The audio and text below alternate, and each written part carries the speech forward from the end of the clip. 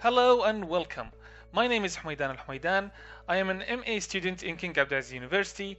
This is Lane 603 Language and Computer Project, supervised by Professor Tariq Ilyas. And today, I'm going to talk about Saudi Arabia's e-learning and the effect of COVID-19 on the educational system. For a start, let's talk about Saudi Arabia. Saudi Arabia is the largest state in Western Asia with an area of more than 2 million square kilometers. It's almost 4 times the size of metropolitan France, or somewhat larger than Mexico. It's famous for many things. For example, oil production, religious tourism, political influence, economics, healthcare system, and education. So let's focus here on education, especially e-learning and distance education.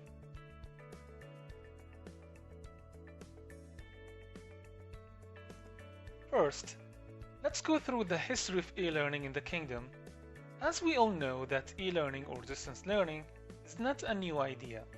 The idea of distance learning goes back to 300 years ago. Distance learning in Saudi Arabia were applied as early as 1955 via correspondence studies. But when we talk about the current e-learning and distance learning in Saudi Arabia, it all began to widespread when the internet first entered the kingdom in 1994. The educational, medical, and research institutes were the first to acquire the permit to use the internet services. In 1999, the internet was allowed to be used by the masses. In this presentation, I am following Meyer's theory of multimedia learning that says people learn better from words and pictures than from words alone. So how the kingdom shifted from traditional education to online education. Now we should know, how was e-learning introduced? Was the shift necessary? What was the reason for the shift? The Ministry of Education was observing the rapid increase in the number of the students in all educational levels. And it deducted that this will create a big challenge in the future. And because of the Ministry of Education foresaw the upcoming challenge, it decided to deploy unconventional methods in the learning process, like e-learning and distance learning, and invest in them. E-learning has advanced with the advancement of technology. It is a growing business and investors have spent millions of dollars on it. We can find many applications of e-learning around us, like virtual learning environment, such as Learn or Blackboard, video streaming services such as YouTube, virtual instructor-led training, for example WebEx and webinars, discussion boards, forums, podcasts. As the more people use the internet, the more they depend on technology.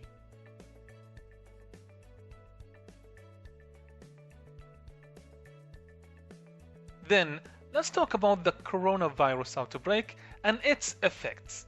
How did COVID-19 affect education in Saudi Arabia, and how was the situation handled? The outbreak of COVID-19 has made a huge impact on the educational system in Saudi Arabia, like it did to many countries around the world. And to contain the virus, the kingdom has issued many countermeasures that drastically changed and challenged its educational course. Saudi Arabia has issued a curfew to quarantine the virus, so that non-essential workers had to work from home. Schools had to close and students and teachers should use an online learning platform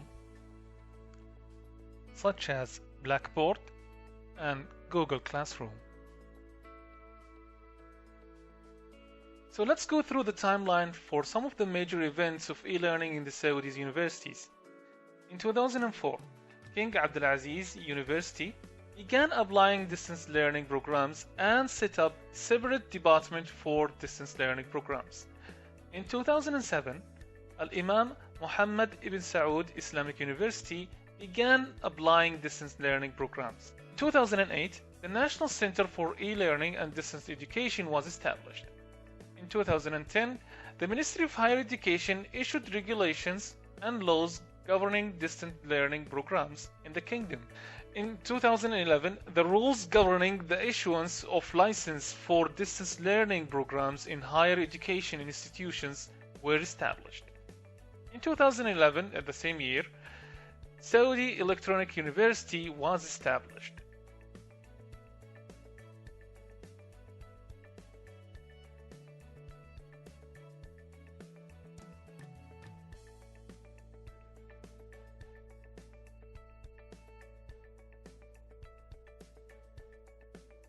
And now, let's go through the timeline of e-learning in schools.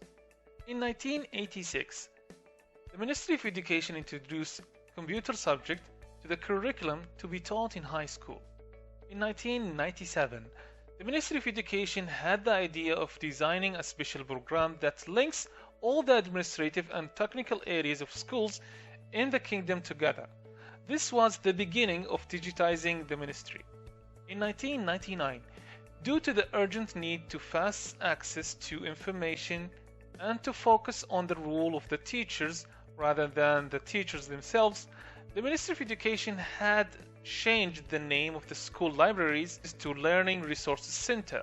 This also encouraged schools to enable internet access. In 2017, FutureGate was introduced.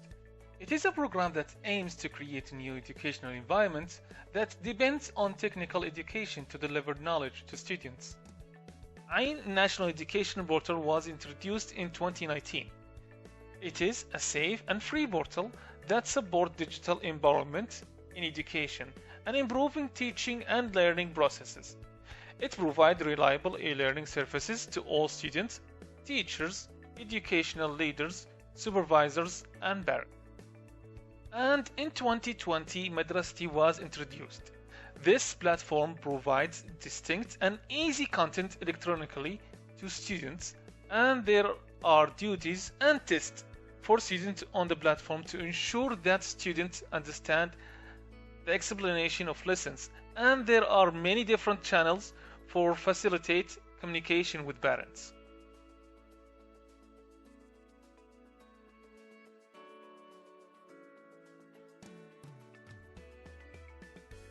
E-learning has many advantages over traditional education, like its modularity and its ease of use.